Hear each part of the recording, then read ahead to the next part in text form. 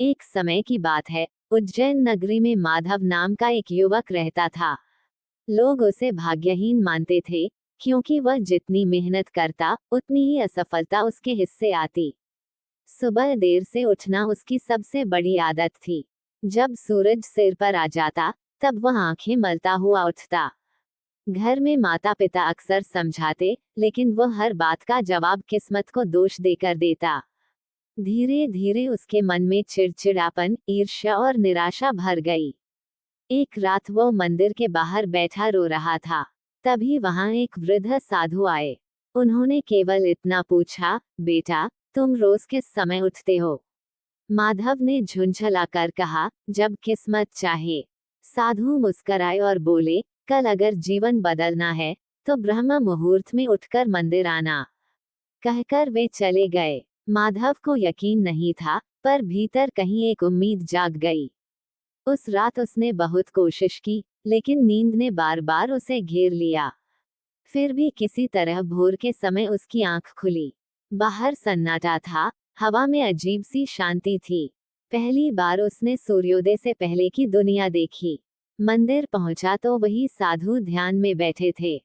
साधु ने कहा, यही समय है जब मनुष्य अपने भाग्य से नहीं, अपने मन से मिलता है।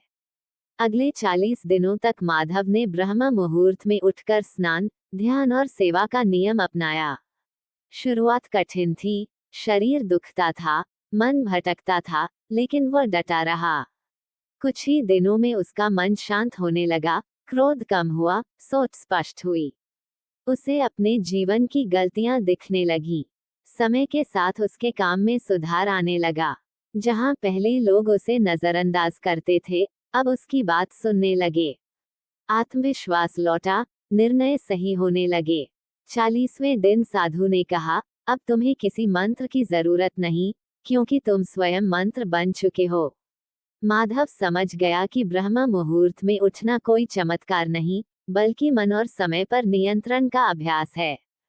वही युवक, जिसे लोग अभागा कहते थे, आज अपने जीवन का मार्गदर्शक खुद बन चुका था। और तभी भगवान शिव माता पार्वती से कहते हैं, जो मनुष्य ब्रह्म मुहूर्त में अपने मन को जीत लेता है, वह जीवन में कभी हार नहीं सकता। माधव जब आश्रम से लौटा तो उसका जीवन बाहर से वही था, लेकिन भीतर से वह पूरी तरह बदल चुका था। अब वह सूरज निकलने से पहले उठता, थोड़ी देर ध्यान करता और फिर दिन की शुरुआत करता। पहले जहां वह काम टालता रहता था, अब हर काम समय पर करने लगा। उसकी आंखों में अब आलस्य नहीं, स्पष्टता थी। गांव के लोग धीरे धीरे ये बदलाव महसूस करने लगे। जो युवक कभी हारा हुआ लगता था, अब वही दूसरों को धैर्य से समझाने लगा। कुछ महीनों बाद एक बड़ा अवसर उसके सामने आया। नगर में एक नया कार्य शुरू होने वाला था, जिसमें ईमानदार और अनुशासित लोगों की जरूरत थी। पहले माधव ऐसा मौका देखकर डर जाता, लेकिन इस बार उसने बिना हिचक आगे कदम बढ़ाया। चयन हुआ, जिम्मेदारी मिली और उसने उसे पूरे मन से निभाया। कठिनाइयां आई, लेकिन अब वो उनसे भागता नहीं था। ब्रह्म मुहूर्त में मिली शांति उसे हर संकट में स्थिर रखती थी। समय के साथ उसका नाम सम्मान से लिया जाने लगा। माता पिता की आंखों में गर्व था और माधव के मन में कृतज्ञता। वह रोज उसी मंदिर के सामने से गुजरता जहां उसने पहली बार उस साधु को देखा था। अब वह समझ चुका था कि साधु ने उसे कोई चमत्कार नहीं दिया था, बल्कि समय पर जागने की एक आदत दी थी, जो उसकी पूरी जिंदगी बदलने के लिए काफी थी। और यही भगवान शिव माता पार्वती से कहते हैं, देवी, जो मनुष्य हर दिन स्वयं को जीत लेता है, उसके लिए भाग्य को हार माननी ही पड़ती है। समय बीतने के साथ माधव का अनुशासन केवल उसकी दिनचर्या तक सीमित नहीं रहा, बल्कि उसकी सोच और निर्णयों में भी उतर आया। अब वो हर काम से पहले स्वयं से पूछता, क्या यह मुझे आगे ले जाएगा या पीछे। इसी स्पष्टता ने उसे कई गलत रास्तों से बचा लिया। जहां दूसरे लोग शॉर्टकट ढूंढते थे, माधव धैर्य से सही मार्ग चुनता। कई बार उसे अकेलापन भी महसूस हुआ, लेकिन ब्रह्म मुहूर्त की साधना ने उसे भीतर से इतना मजबूत बना दिया था कि वह बाहरी शोर से विचलित नहीं हुआ। 1 वर्ष के भीतर ही उसे अपने काम में नेतृत्व की जिम्मेदारी सौंप दी गई। ये वही व्यक्ति था जिसे कभी लोग असफल कहकर नजरअंदाज कर देते थे। अब वही दूसरों को दिशा दे रहा था। उसने अपने साथ काम करने वालों को भी सुबह जल्दी उठने, समय का सम्मान करने और मन को शांत रखने की सलाह दी, लेकिन जोर नहीं डाला। वह जानता था बदलाव उपदेश से नहीं, उदाहरण से आता है।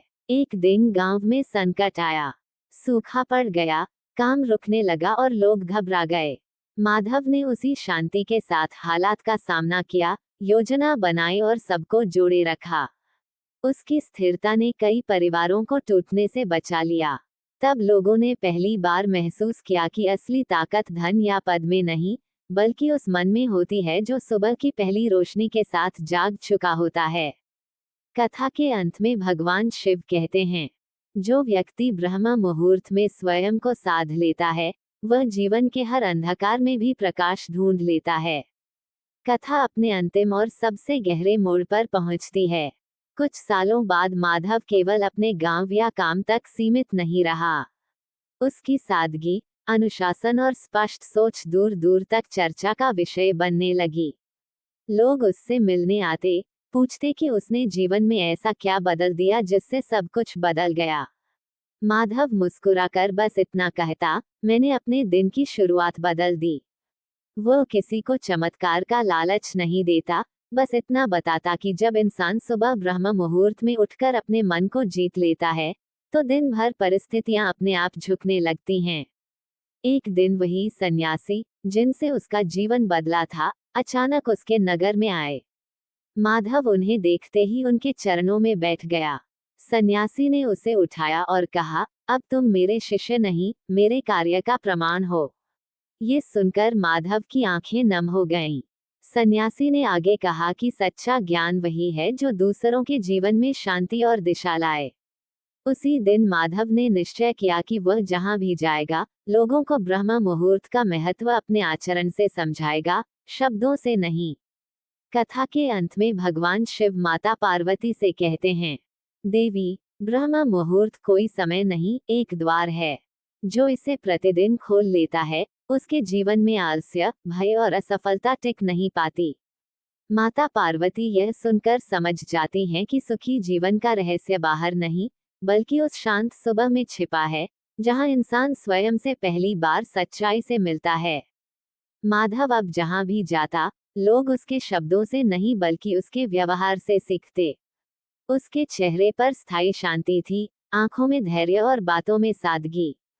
उसने कभी यह नहीं कहा कि मेरी तरह बनो, बल्कि बस इतना कहा, अपने भीतर झांको। धीरे धीरे कई लोग स्वयं बदलने लगे। कोई नशा छोड़ने लगा, कोई आलस्य, कोई क्रोध। ब्रह्म मुहूर्त अब केवल माधव की आदत नहीं रहा, बल्कि एक विचार बन गया। एक दिन माधव अकेले उसी नदी किनारे बैठा था, जहां कभी वो हताश होकर घंटों समय बर्बाद किया करता था। आज वही जगह उसे शांति दे रही थी।